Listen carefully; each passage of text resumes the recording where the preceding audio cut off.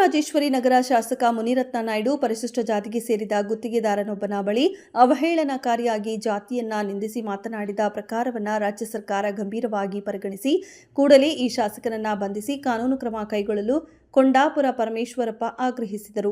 BBMP ಗುತ್ತಿಗೆದಾರರ ಚೆಲುವರಾಜ್ ಮತ್ತು ಮುನಿರತ್ನ ನಡುವಿನ ಮಾತುಕತೆಯ ಆಡಿಯೋ ವೈರಲ್ ಆದ ಬೆನ್ನಲ್ಲೇ ಮುನಿರತ್ನ ವಿರುದ್ಧ ಜೀವ ಬೆದರಿಕೆ ಮತ್ತು ಜಾತಿ ನಿಂದನೆ ಆರೋಪದ ಅಡಿ ಕೇಸ್ ದಾಖಲಾಗಿದೆ.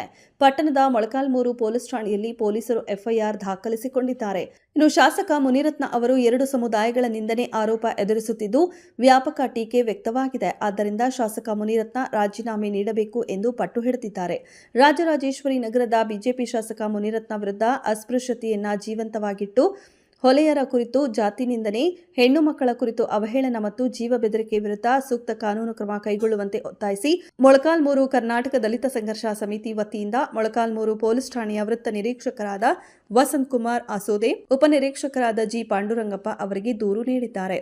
ಈ ಸಂದರ್ಭದಲ್ಲಿ ಮೊಳಕಾಲ್ಮೂರು ನಗರ ಘಟಕದ ಸಂಚಾಲಕರಾದ ಮಲ್ಲಿ, ತಾಲೂಕು ಸಹ ಸಂಚಾಲಕರಾದ ಶಿವಕುಮಾರ್, ಉಮೇಶ್, ಕರಡಿಹಳ್ಳಿ ಗ್ರಾಮ ಸಂಚಾಲಕರಾದ ಗಂಗಣ್ಣ, ದಡಗೂರು ಗಂಗಾಧರ, ಜಿಲ್ಲಾ ಸಂಘಟನಾ ಸಂಚಾಲಕರಾದ ರಮೇಶ್, ತಿಪ್ಪೇಸ್ವಾಮಿ, ಸಂತೋಷ್, ಶಿವು, ಹರೀಶ್, ಮಂಜುನಾಥ್ ಹಾಗೂ ಇನ್ನು ಮುಂತಾದವರು ಉಪಸ್ಥಿತರಿದ್ದರು. ವರದಿ ಸಿದ್ದೇಶ ಜಿ ವೆಂಕಟಾಪುರ, ಸಹ ಸಂಪಾದಕರು TV7 ಕನ್ನಡ, ಮೊಳಕಾಲ್ಮೂರು.